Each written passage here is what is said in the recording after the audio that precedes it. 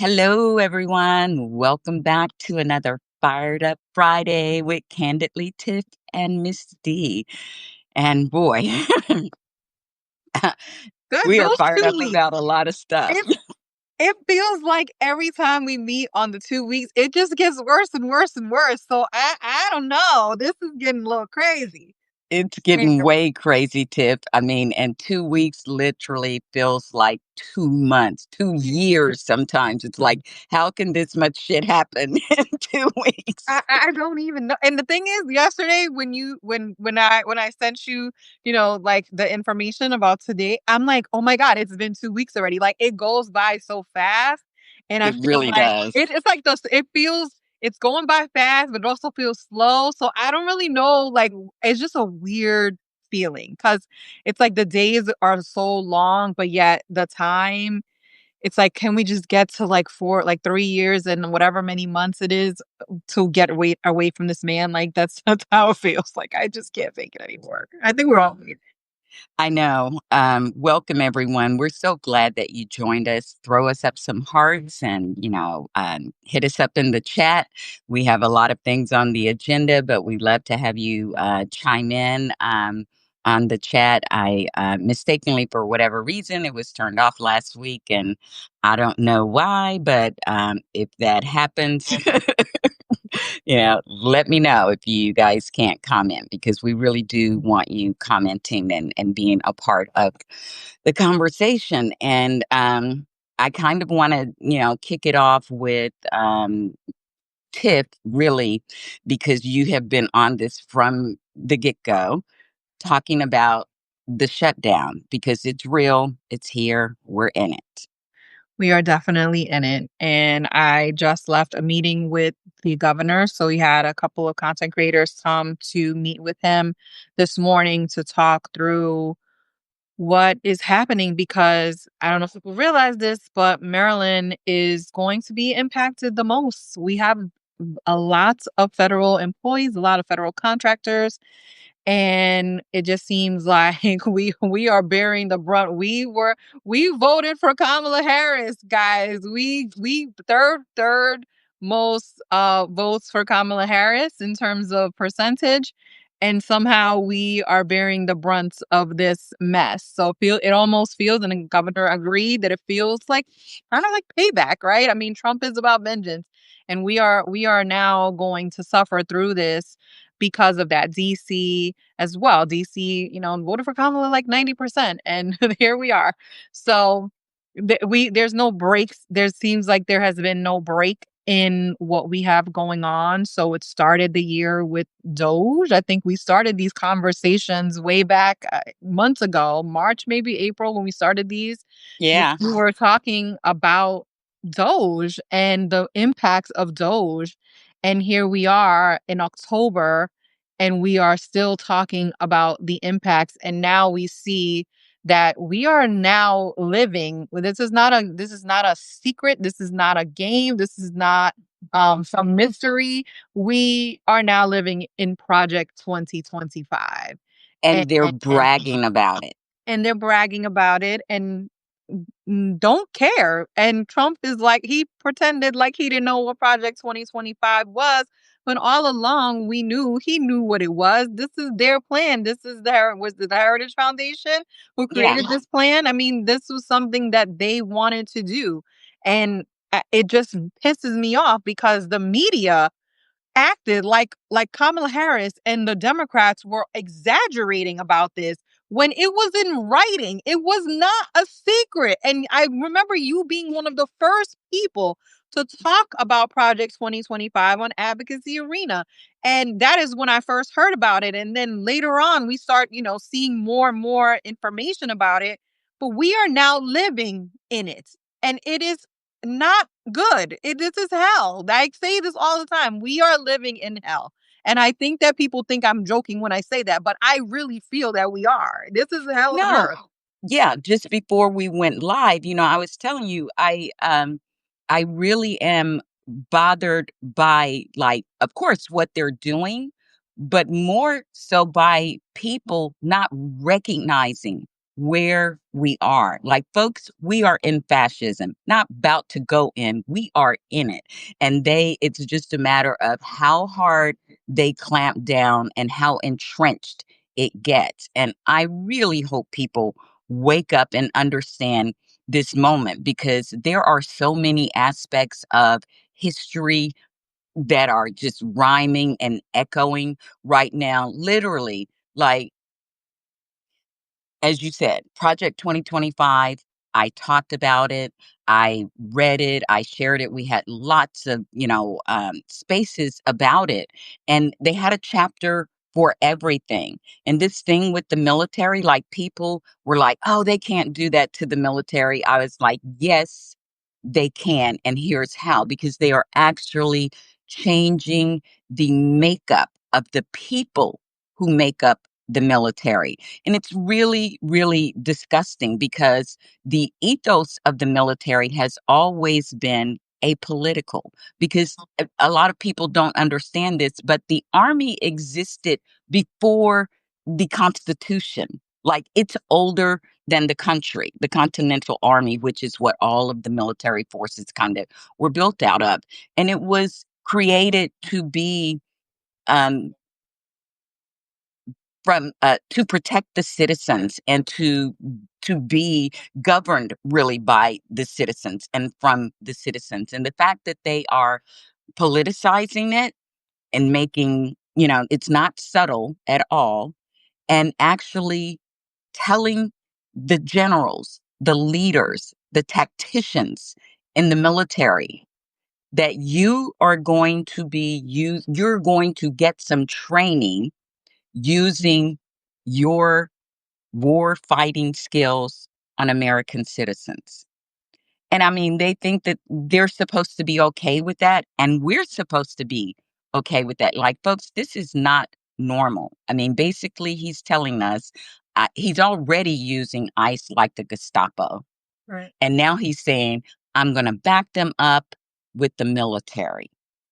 We're in a very dangerous place. Yeah, no, it's definitely dangerous. And I was actually in the meeting that I was at today. Like I said, it was content creators, but one of the content creators was also in the military. And of course, Westmore was in the military. And so we were kind of talking about, what will happen with this shutdown in terms of, like, are they gonna try to come to Baltimore? Like, and then we got on the subject of the reality show that happened in Virginia with Pete Hegseth with the generals, which was disgusting on so many levels.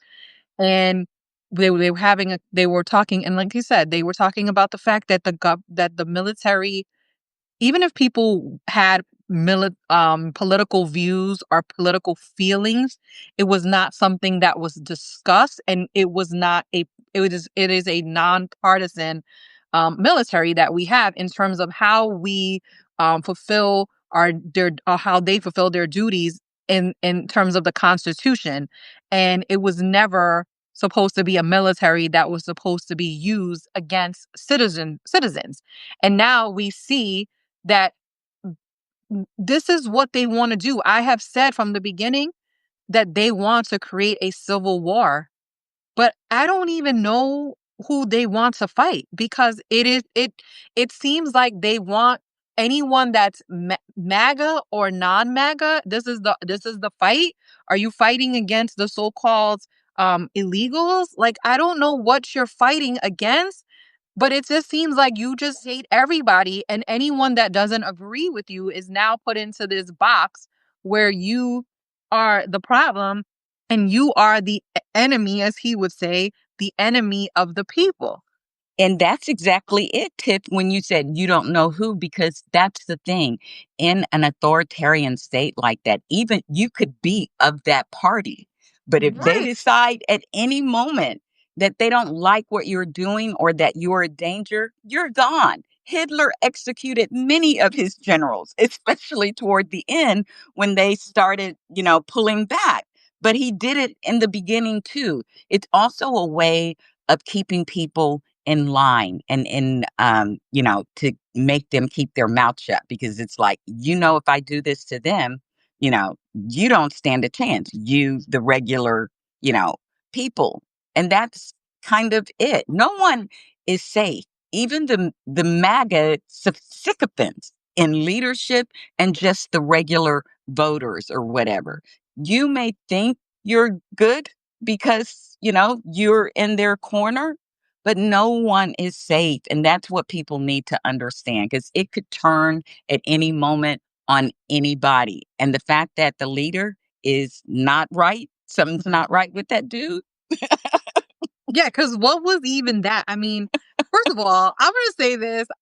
When I heard that he was having a meeting with the generals and they were going to be at, Quantico, and I'm like, "Okay, is going to be a private meeting." I did not realize that this was going to be a public display of foolishness. I woke up that morning and I see Aaron Rupert and I call him Asen. I don't even know that's his name, Acyn. They're posting video of this, and Pete Hegseth is talking on stage, and I'm like, is he doing a TED talk? What is happening here? I did not know that this was what was happening. I from what I read, they were going to be in a bunker, and I'm thinking, me thinking like I'm watching Scandal, like everybody's in a bunker and no one's gonna know what's going on. And now I see this whole display, and I'm like, holy shit, this is like a reality show where this man is on the stage and he's talking. He's saying he doesn't want fat generals, and the only thing I could think is the commander in chief is fat as hell. Like, what is happening here? Like, this is madness. This cannot be real We're life. in the upside down because literally they're hearing all this from a drunk who, from inside sources and stuff, say that the man is manic, like he's going through DTs all the time, and he is not well. And he also, like besides the commander in chief being fat, um, he talked about basically what he was saying was we are getting rid of the IG. That's the inspector general, folks. That's where people take complaints. So what he's saying is we are getting rid of, the woke. That is DEI and women and Black people and anyone else who doesn't conform to their idea of patriotic citizens. And you don't have any protections. The IG cannot investigate because they already got rid of the JAG Corps right after he was nominated. So basically, it's also creating the right environment for it to be used in a very, very undemocratic, dictatorial kind of way for a dictatorship because he's purging a lot of people who have the understanding of their oath and what they're supposed to do and not follow illegal orders, but he's getting rid of those and they are recruiting, as they said in Project 2025. They named one of the spaces for their recruitment at political town halls. So those town halls with Republicans, these were written by Republicans. They're talking about Republican town halls. So what kind of people do you think that they're going to be recruiting there? The people who have that same ideology and who also don't understand the ethos of the military, the long history of its ethos. They're coming in when the ethos is being change. So a lot of people think and say, because they're used to the professionalism of the military and think they won't do that. But what they don't understand is those professionals are being purged. They're being put out. They're being stymied so that they literally are creating a Gestapo that will take their orders. And, Yeah, I think from a person who has never served in the military, just from like just seeing it all. I do live near a military base, and I just feel like what in the hell is happening in this country? And every day I wake up and I'm just like, how, what the hell were people thinking in 2024? Like, you were warned, you were told, the book was right there, everything was written for you. It was not a secret. So why did you ignore this? And it's not like we didn't go through 1.0. It's not like we didn't go through this before. This is now 10 times worse because now he knows what he's doing. And he also He has has a playbook. yeah, and he has a written manuscript of how he wants to telegraph this whole situation one by one, just dismantling our entire system of how we do things. And I always laugh at this and I cringe at it too because, all these people were like, "We need a revolution. We need a revolution." And hello, the revolution is here, but it ain't y'all that are doing it. It's them. And this is the most dangerous type of revolution because you don't even know what's going to happen next. These people are giddy. They're giddy about the government shutting down. Why? So they can get Russ Vought and all these different, or Vote, whatever his name is, to be able, I don't even know his name. He's the Let's author of just that Project. evil devil who Yeah, is in charge of the OMB. I'm a bald head devil. He is the person who was real most of or part of Project 2025, and he is literally the person that is holding the purse strings right now because Congress has literally abdicated their role in anything that has to do with funding the government. They're like, we're not even bothering to even care about doing our jobs anymore. Negotiate what? What are we negotiating for? They don't even care. Everything goes through Donald Trump and whatever he wants them to do. And if he says tomorrow go negotiate, guess what? They will go negotiate. It is Exactly. sickening. It's It, it, sickening. it- yes, we are in chaos and they're creating it on purpose, but there are some things that are being done underneath in that chaos, and people need to understand that because people need to understand that I love that the Democrats are standing strong, but you know, they want health care benefits restored, Right. but they are also pushing for um, guarantees against Russ Volt's rescission actions Yes, because and people need to talk they, about that.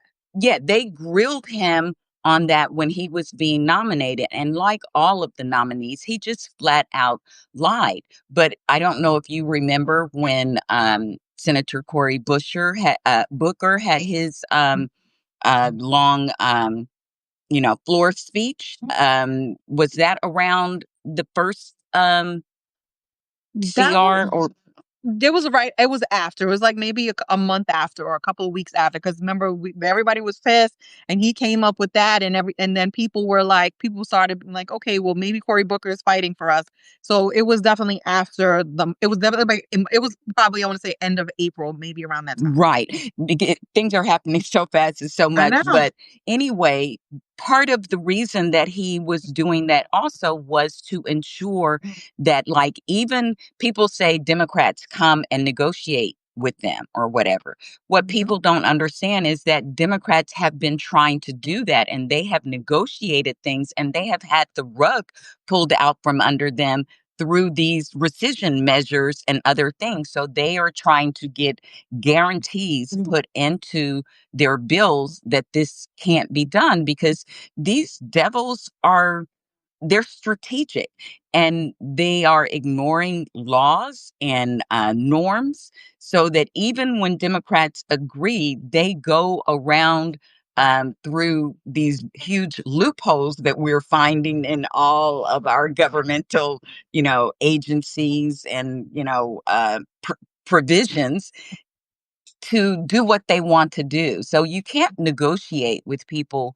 who are not honest or negotiating in good faith, you know. Exactly. And I actually spoke with Representative Sarah Eltworth and one of our other representatives I here. saw that Um interview. That was yeah, great. thank you.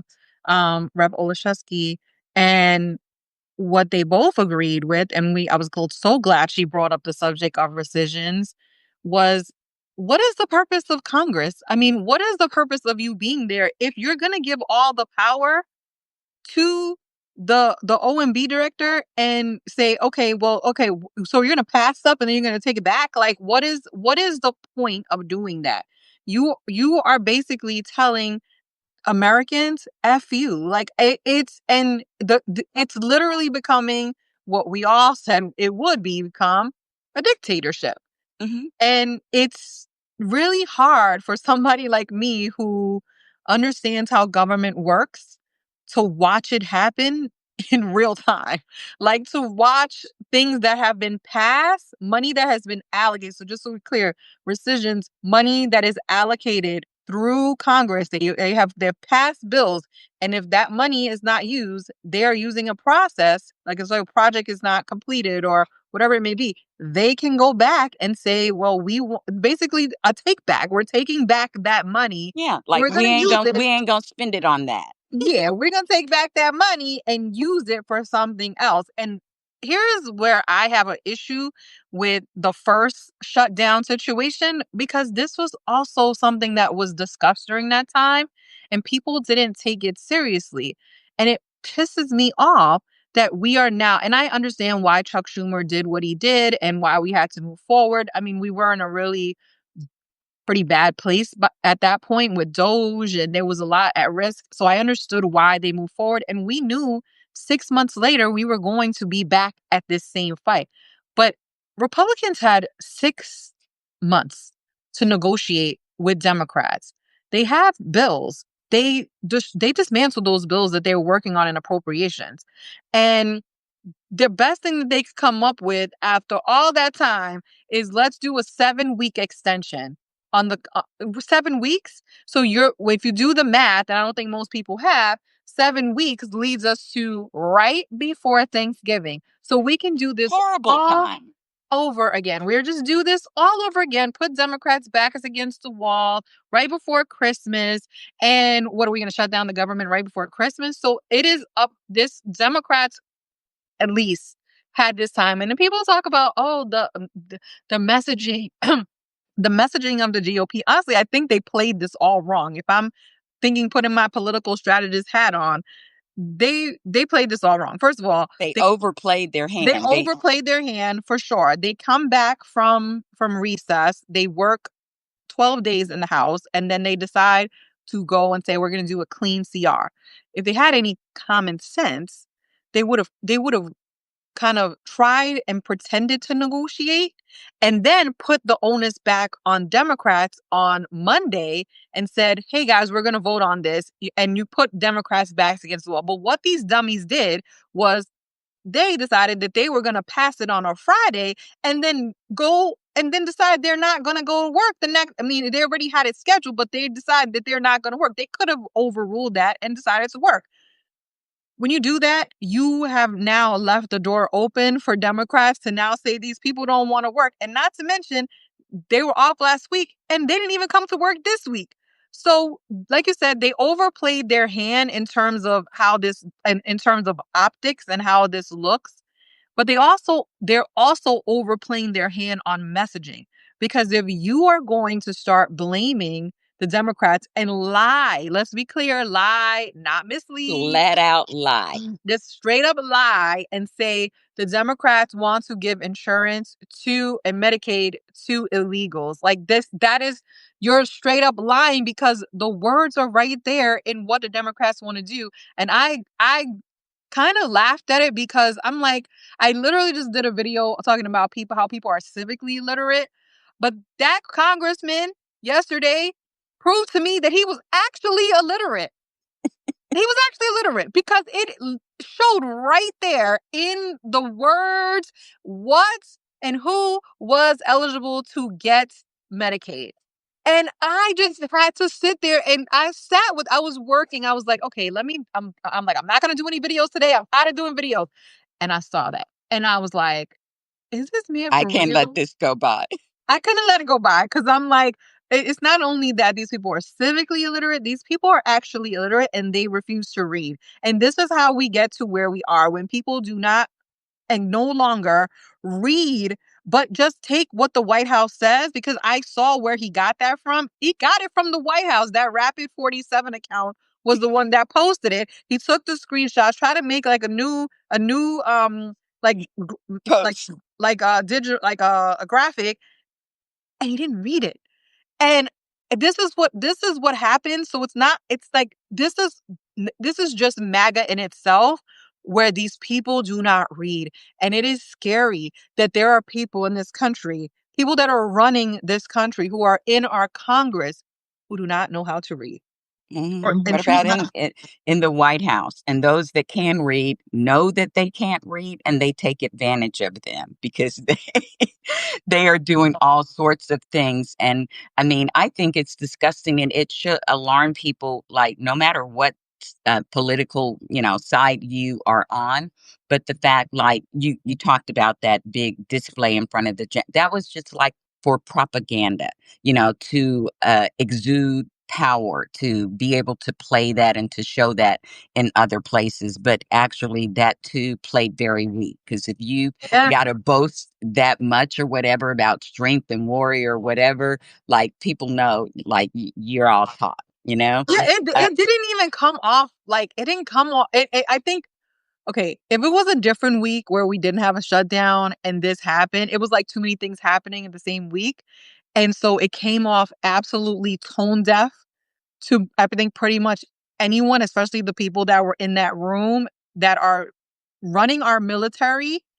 It had to come off as like totally stupid, and then it's like then we have this shutdown the next day, and we are just here, and these people are just lying. They're just lying out their ass.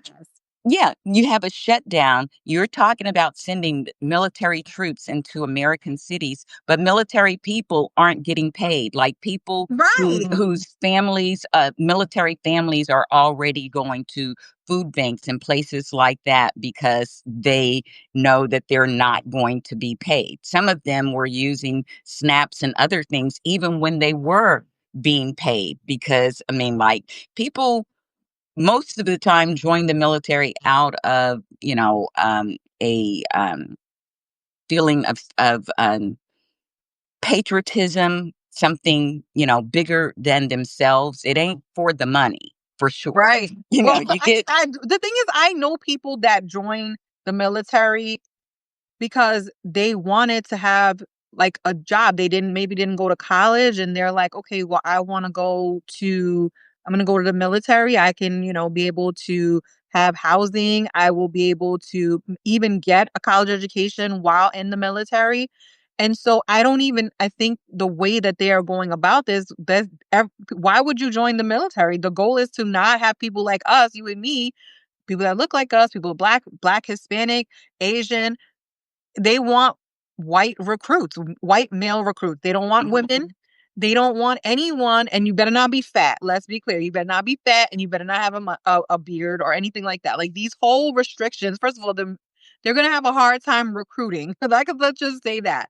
Because Well, why would you that's the want to scary join? part, because they you know how they go on and on about DEI or whatever, and people being unqualified. I mean, literally, it is the opposite, because the people that they have gotten rid of, like women, black women are the most degreed, demographic in this country. So that's another reason why they hate us. But they also have gotten rid of people who were qualified, spent their life training in all of these things, and replaced them with, people who look good on, like on the camera or whatever, but they have absolutely no skills, no training, no background whatsoever in those things. Like the guy they appointed to the FAA. I mean, the dude right out of college or whatever, like across the board. They have put these mediocre white men in place and talked about, them being alpha males and, Yeah. just So presenting much all for of this stuff. But merit. it's all fluff. It's all surface. And the thing of it is, it may play good and well to the commander in chief, who is all about the optics. But our enemies and allies both are seeing this, and they understand. They have not been brought under the spell of the demon. So so I thought about this, after that speech, and I'm like, I wonder if Trump was totally embarrassed after his like birthday parade. Cause remember, they were like out of step, and there was a lot of people talking about how like these people are out of shape and all this stuff. So I wonder if that also, Trump is about the superficial. And The I'm like, optics. yeah, the optics of that parade were horrible on so many levels. And it just seemed like that kinda played into this whole thing too, because Like, how did you go from that to that? Like, I get the DEI part, but, like, the whole, like, "You're nobody fat" kinda thing, that just seems like a very Trumpian kinda thing, even though his ass is, like, humongous. Well, the But thing of it is they have standards in the military anyway, like there are weight standards and all right, of this right. thing, so Yeah, and the whole thing is a joke, like, I'm like, "This is, like, insanity. Where how why are we being tortured like this?" And I don't see how this ends, like, I don't see how we go through the next 3 years. This right here, 8 months in, is unsustainable in terms of how this country moves forward, and I feel like it's unfortunately going to take the country to go through a really rough period for people to accept where we are. And I also kind of thought about this in the car today while I was coming home from my meeting, that Texas, they decided that they were going to redistrict, but they redistrict a lot of those districts with thinking that Latinos were going to show up the same way they did before. But Texas is also one of the states, and other than Florida, that has the largest amount of people who get ACA subsidies. Those people are now going to have to pay more for their insurance. Are those people going to vote for Republicans knowing that they took away their subsidy? They're not thinking straight and they never do. But these are the things that my political mind thinks about, because the issue for Latinos, as they say, on why they voted for Trump was economic. We know there's other things that come into play with that. But if we are strictly talking about the economics of this, you are paying more for food. You are now paying more for probably insurance, because remember, Texas does not have the Medicaid subsidies. yeah, like Tennessee, they didn't expand it. Yeah, they didn't expand. So you are likely on the ACA to try to have a cheaper policy unless you actually have a job, and these people are now going to have to pay more money. How does that now play into the idea that these people are trying to cheat and steal the 2026 election? Not, like I said, people think that Republicans are so smart, but sometimes they actually outsmart themselves. Right, and it's funny you should say that because I read Atlantic article by David Frum. It kind of escapes me, but he really described what you were saying there in this article. The fact, basically, that he got over over his skis, with the dictator stuff, because he is doing a lot of the things that past dictators have done, authoritarians have done, like Putin and Viktor Orban. However, Frum says, but he got the order wrong, because what they did was they initially were working very slowly to consolidate power, in all the places they needed to. And then that's when they lowered the hammer on people, like taking away economic, benefits and things. And then when the people felt it, they had already consolidated power. So it was not easy for the people to rise up or to do anything about it.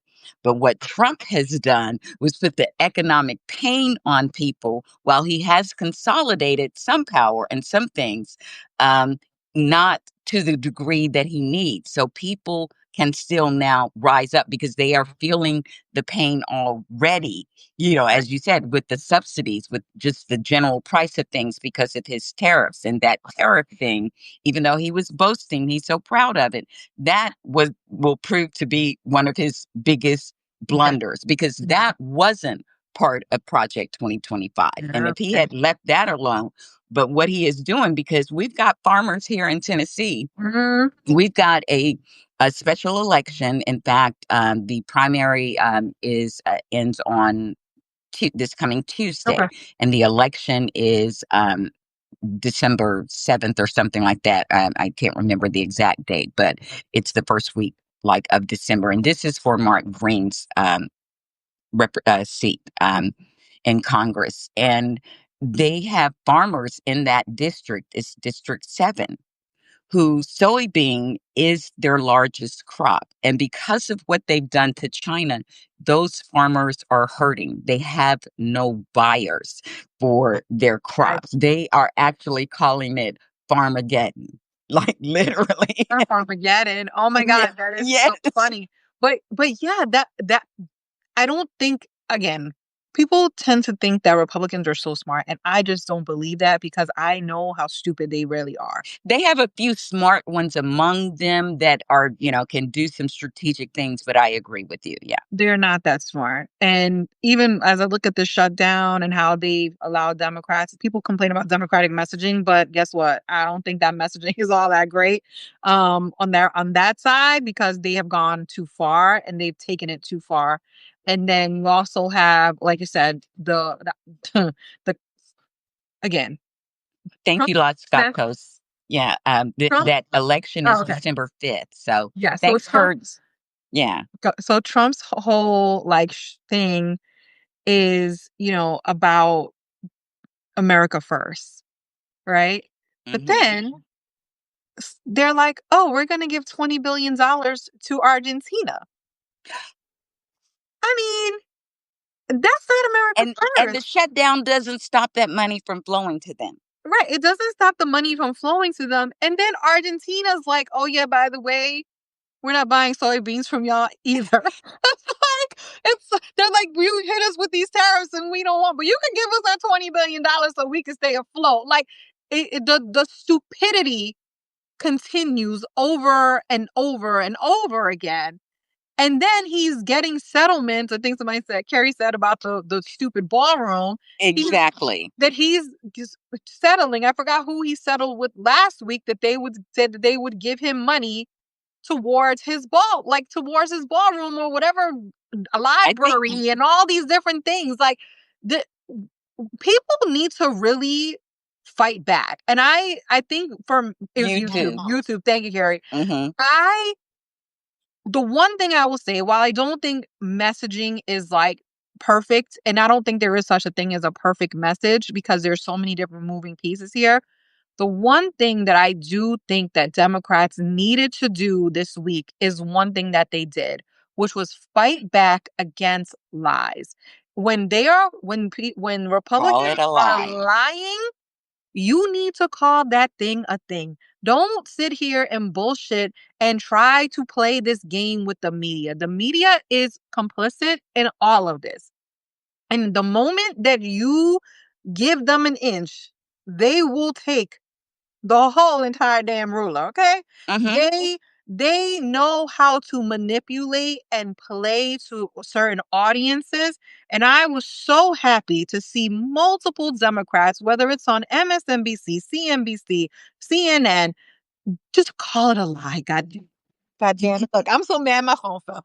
I just call it a damn lie. A lie is a Exactly, lie. because that, and I'm glad that's one of the things that I am glad to see that the Democrats are starting to catch on with that the media, corporate media is not their friend, and don't fall for the bait of their framing. Because they ask them questions with Republican framing, and Exactly. Democrats are starting to catch on, like, no, and calling things a lie, like, stop being polite because it is Right. a flat out lie. Like, they are trying to gaslight America. I mean, to the extent that they are literally taking government employees' emails and changing the messaging. Like, they gave them I saw like that. apolitical messaging about the shutdown, like the out of office messaging. And then they found out that they changed it and those messages blame the Democrats. Like, wake up, people. Right. And that's my thing. It's like if you're I'm just going to say this. If you're a government employee, right, and you are a Republican and you live in Maryland, Virginia, or DC, and you are in this area, right, you typically the Republicans that are in this area are not MAGA, right? They are MAGA-ish, I would say. Yeah. but They're respectable. They, they're they, respectable, kinda ish Larry Hogan type Republicans. yeah. If this happens to you where you now see this, and who is the out of office for? Because people know the government is closed, and you see that your email is now switched to saying something about the Democrats. At what point does the light bulb go on in your head and say, we're in hell? I just think people need to recognize that. Today, when I was at the governor's meeting, there was a man there who he's a crabber. And so this Maryland, we have people that are crabbers as a for a living. They go out and they get crabs. I love them So crabs. so crab season is over. So he said, listen, and he was very honest. I don't.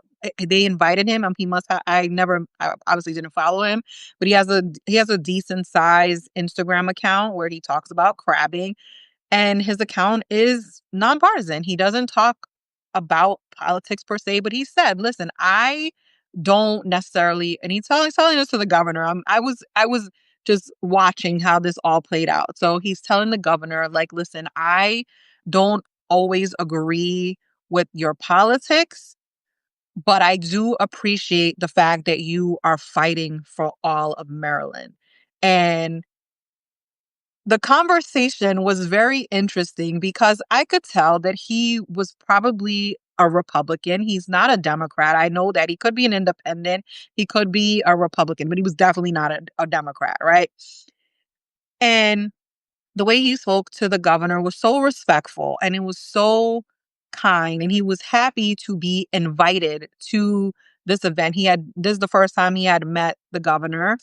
And he was like, listen, I have a staff and I dropped everything to come here because who turns down coming to meet the governor? And he was really excited to be there, but he was honest. And I found his honesty actually endearing in how he was talking and his thought process. And he said, listen, I'm not a political person. I'm just not. I know what's going on with everything, and this shutdown, impacts business. It impacts small businesses and people who are not going to be able to eat out as much. They're not going to be able to do the things To that eat they my normally. crabs. Yeah, to eat his crabs. Crab season is over. We don't really eat crabs in like the later months here. But nonetheless, if you are still a business owner, if you are a person who, they send everyone back home in DC. I mean, they send people back. I'm sorry, they send people back to work in DC. So those people are now not coming to work. You're going to impact the businesses of the people who they get lunch from, who the trains. I mean, all these things get impacted that people don't necessarily think of when it comes to the economy.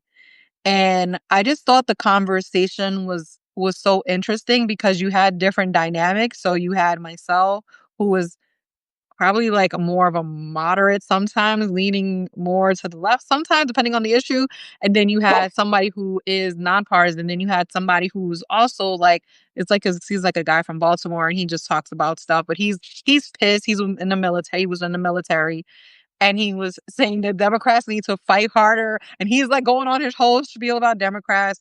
And we had Elizabeth Booker, who is hilarious, and she's just real. And she's like, I don't even like Hakeem Jeffries, and I'm mad about the way that they're messaging. And we're all just having this conversation. And I just miss that. I miss that so much where people can be in a room and just have conversation. While But we may not agree on everything, we need to get back to that place. And I thought about it on the way home and I thought maybe this will do it. Maybe this is the one thing, because people are going to be impacted, whether they are Republican, whether they're independent, whether they are non-political. At some point, this touches you in some kind of way that maybe people, we can break. We talk about partisanship all the time. Maybe this will be the one thing that can break people away from that and say, let's start talking. Maybe. I don't I, know. I hope so. And it's funny that you shared that story because I was just chatting on the phone with some folks last night and have kind of a similar story. Because we have the polarization has been intentionally created to keep people from talking because even though we may have differences or whatever, when it comes to coalescing around things that impact us all equally, we could come together and overcome that minority. So they don't want that to happen. So Right. they continue this kind of propaganda to keep the polarization going and to increase it. But I think you're right. This is an opportunity to break through on some of that. And a great example, it can happen. Sometimes people do things meant for your bad, but turns out good. Right. You, That's what you under, I think I'm like an eternal optimist. I try to yeah, find the good in everything, even the worst situations. I just yeah. thought about it as I was leaving. I was like, maybe this is the thing. Maybe this is we have gone so low to the gutter. Like we are so far down the gutter that maybe Nowhere to come but up. Yeah. yeah, that And there's only one way. yeah, well, Justin Jones, I have an example of them doing something like this in Tennessee. They tried to throw him out because he was, being very vocal about gun violence or whatever. And, he overcame that and he came back in a special election. Both the Justins did. Mhm. And so then they couldn't punish him that way. So then the next way they wanted to punish him was removing him from like really important committees and things. And they thought that they would kind of like banish him. And they put him on the agricultural committee. And so Justin was like, I'm going to rock with this. I'm going to roll with it. So he started going out to all these farms and these rural areas. And kind of after the legislative session, and he would be giving reports from different places or whatever, and very rural, very MAGA places. And he would be giving these positive reports about farms and different things, sharing things that he didn't know, about Tennessee or about farms. And so what the report that he gave at the end of the legislative session was really a win because what he said was, yes, they did this to me to punish me. But I'm Mm. like, I am going to go out here and see, what I can do because I am a representative and see what these people need.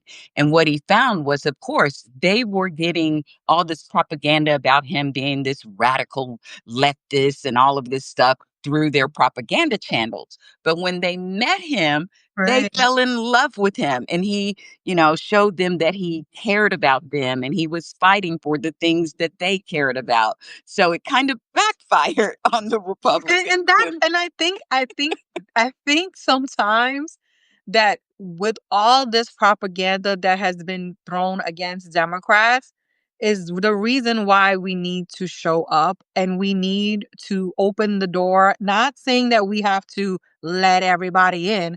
I'm saying that we sometimes need to take the initiative to go out and try to talk to people that we don't necessarily talk to. I mean, there is battles between Democrats. We all know that. Like yeah, last night I was fighting with Rokana because he drives me crazy. I saw that. He drives me nuts. And I people get mad when I'm like trying to talk to them, but I'm like, listen, Rokana, listen. Well, I'm he gonna seems amenable to conversation, Oh, and he I think likes it. that's Oh yeah, no, important. he Yes. yeah, Yeah. he is one of the people that although he drives me mad because he says crazy stuff and makes me want to go crazy on him. I know how to talk to him now, so I have I can be diplomatic when I need to be. So with him, Exactly. I try to be diplomatic. Like, don't. First of all, you're coming from my con. If it was anybody else, probably wouldn't care. But you're I coming saw that. Yeah. from my congressman, who I adore.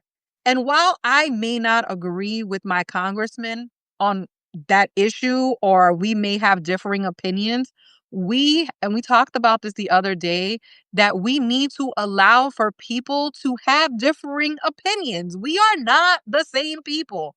We're not Democrats are not the robots, same. Yeah, like we're not robots and we don't all agree on the same damn things. So yes, I may not agree with my senator, with my congressperson. I have even disagreed with my governor, and everybody knows that I adore my governor. I disagree with my mom, and I damn sure disagree with my dad. So why am I not allowed to disagree with my Democratic elected officials if they do something that I don't agree with. And they can disagree with me too. But it is to the point where we no longer allow for any type of disagreement to occur. And we can't even have conversations about it. And that pisses me off because I feel like, bro, he agreed with me after I told him. I'm like, no, he's allowed this. Whatever Stenny's truth is, that's his truth. That's what he believes. You believe in this. He's like, but it's a moral issue. Okay, your morals and my morals are not going to align 100%. We are two different people. Exactly.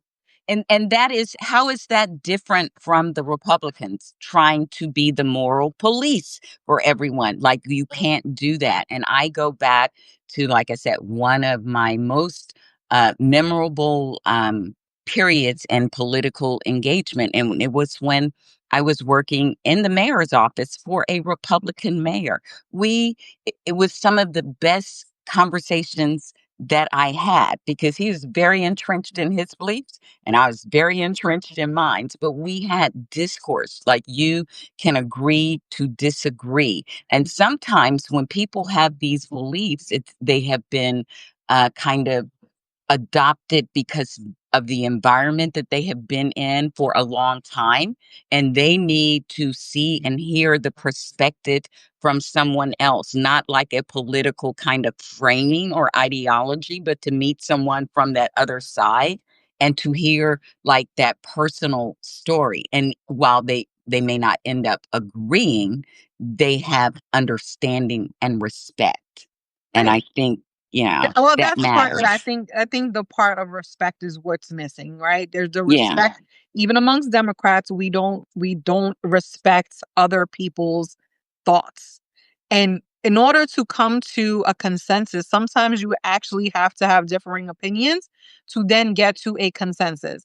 Mhm. And I am just tired of the conversations that we do have because I am not going to think like everyone else. I am not going you and I, we probably agree on like 95, 97% of things. I'm sure there's one or two things that we may not agree on. And there are things that I don't necessarily agree with the left on, right? I don't agree with Medicare for all. That's just not something. I have my reasons for it, and I will debate anyone on it, right? I will debate you on it. And maybe you can change my mind, or maybe I could change your mind, or maybe we will never agree on that Yeah. one thing. But the 90 something other percent of the things that we agree on, we should focus on that. And that's what I was trying to tell people this week. Listen, you can be mad about whatever you are mad about with the Democrats. You want them to message better, you want them to be better, you don't like the leader, you want we are in a shutdown, people. Like, let's focus on that one thing that we should all you wanted this, we all wanted to see them fight. They are fighting. Maybe like have their backs for like a for this one thing and then Just a minute, for like just a just a minute. minute to breathe. And then in 2 weeks, if you want to go back to when this shutdown ends and you want to be mad about like an endorsement or a non-endorsement, or you want to be mad that the person sucks and you hate them and you want to get rid of them, you could wait till next year and they could be gone. But I just feel like we are at this weird place where we are it really truly is come to the point where it is like MAGA versus non-MAGA, but the non-MAGA people, they can't agree on shit. But the MAGA people are aligned and we gotta get there. We're gonna fight them. We have to kind of get to a place where we can literally fight them.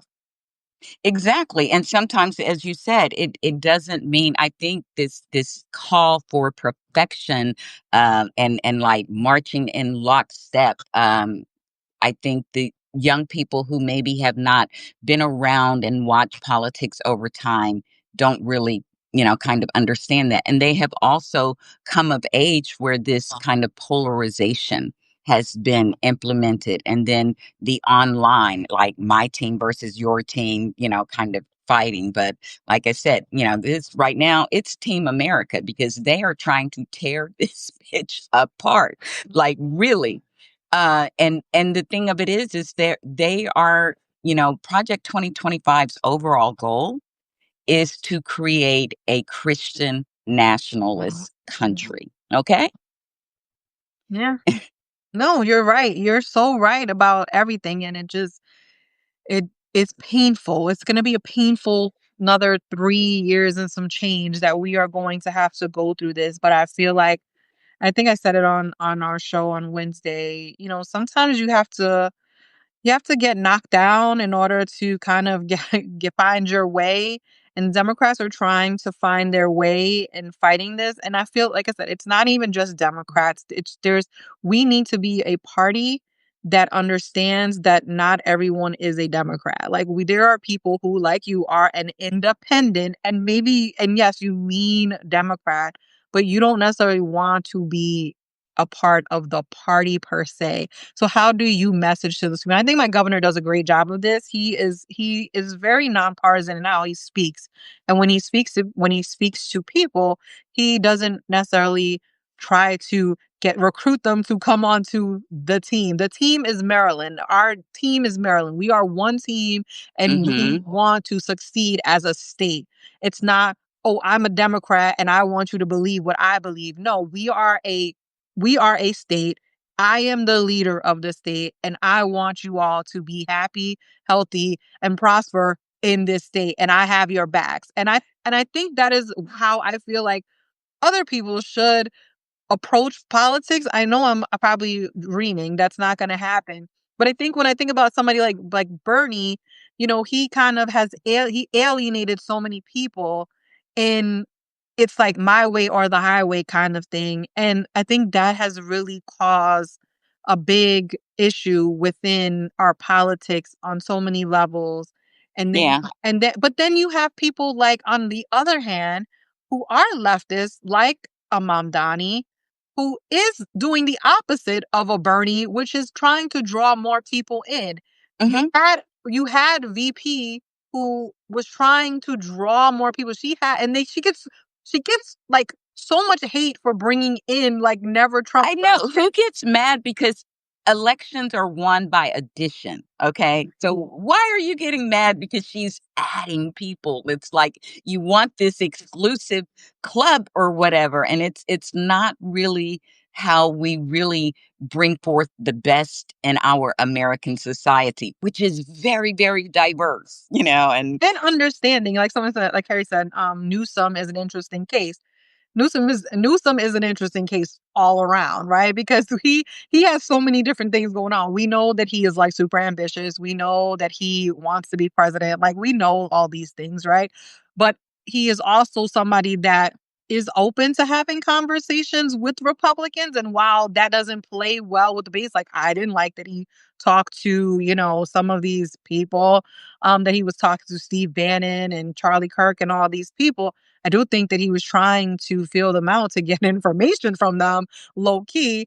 And now his team is like going like super hard against a lot of this stuff because they got some intel. So there's ways to do it. Like I said, I don't Newsom is Newsom. I pay him no mind, but his team is freaking hilarious because some of the stuff yeah. that they've been coming after Trump about with the memes and all that stuff, that's what people like. And people not necessarily, like I like it. I'm laughing at that. This morning, his post with Trump dressed as like Marie Antoinette was freaking hilarious.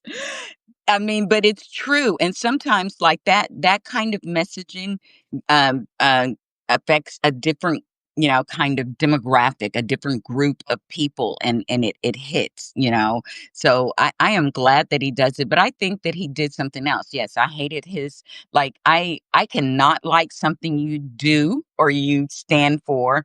But it doesn't mean it like if especially if you are an elected official that I'm just gonna hate you. I don't want anything to do with you, where you're useful and we're on the same page. Yeah, great. But when you're not doing stuff, I'm going to speak to, those things, but not keep beating you over the head because I'm still wanting to get some good things out of you. So I like what he's doing. And I think the style of messaging that he's using basically by mimicking and mocking Trump has also brought attention to the media is failing because when he first started doing this, they started accusing him of being immature and not serious. And it's like, no, wait a minute. You know, the commander in chief has been doing this for 10 years. How come he's not those things? So it just kind of showed their bias and how they are complicit in a lot of this, and how Yeah, we're well, really sometimes you having have to fight them too. yeah, sometimes you have to shine a light on how Hmm. stupid the Republican Party is and how stupid Trump is. And that's what his team is doing. You want to go low? Oh, we're gonna go to hell. Like Hmm. that's the way that his press people and all the people that are behind it. There's like a Latina woman, there's a gay man, there's a bunch of different people. I think like 5 people in that office that they just put out stuff and they're just joking, like they're just using him as fodder. But that is what resonates with a lot of people. And listen, is Newsom going to be president? Who the hell knows? Who cares? I don't give a damn if he's what he's going to be. Yeah, can we get We just to need somebody. We just need somebody to fight. 2026? Yeah, I just need somebody to fight. I need for California in a few weeks to go vote for Prop 50 and get those 5 seats back for us. Like that's what I need from him. And I've seen him using people actually that are smart. I mean, he's using Jasmine Crockett, he's using AOC, he's using a lot of the younger people to draw people in. And for what it's worth, guess what? That's what we need. Those are the people that folks resonate with, and that's the people we need. We need the people that are out there to go and grab those people and tell them, get your ass to the polls and go vote. We Yeah, have a race in New Jersey. We have a race in um, Virginia. Like we need to win those races. Those are must wins. I just saw earlier Abigail Spanberger's doing good. Mikey Sherrill, her opponent made a big mistake yesterday. Did you that see that?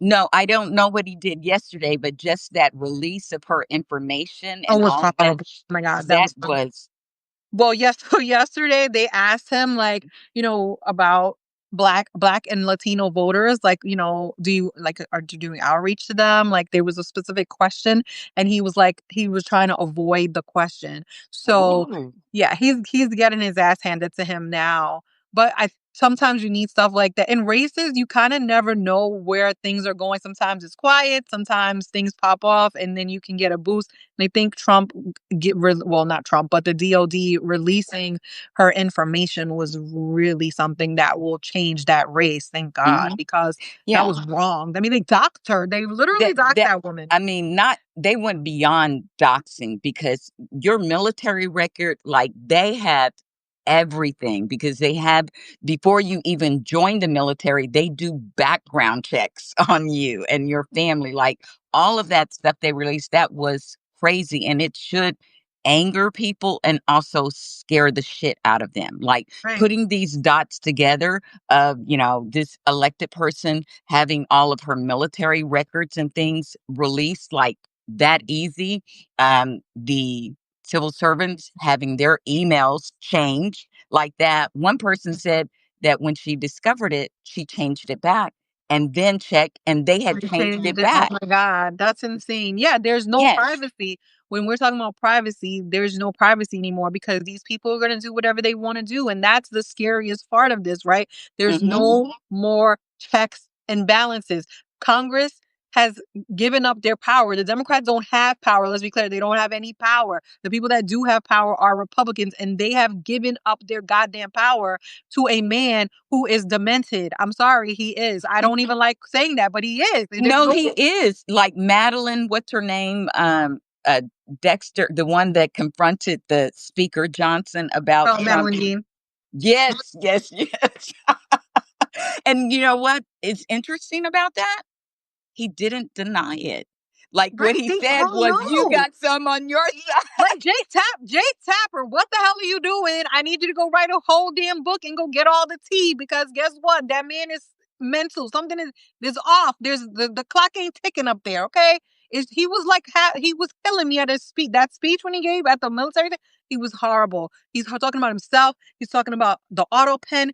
He's just insane. Talking about being careful walking. Like walking, that was insane. And I feel Everything like he that said. was a telltale with him because remember when he was walking that red carpet to meet Putin? I Oh my thought God. he is just like they need a cane. He needs a cane. Yeah, he needs a brain. That's what he needs. He needs a brain. Yeah. That brain he has in there is not functioning anymore. Anyways, well, it was great talking to you, Ms. D. I appreciate Likewise. you. And thank you guys for joining us. And of Sure. course, make sure that you follow Tiff and I on all the socials. And Tiff, you join Tiff and Kenny and Zach on Wednesdays on YouTube on her channel. And make sure you're following me on YouTube because I am at the season finale. It drops Sunday. It's a lot of clips, but I'm going to continue working on season 2. So keep following, and we'll be doing some little bonus things in between. But we appreciate all of your support and thank you for joining us in the chat today. So, Tiff, have a good weekend. Get Maintain your get some rest, sanity. people. Get rest because the week was a month. I swear to God. All right. Exactly. Talk to you All right. later. Take care, everyone. Bye. Bye bye.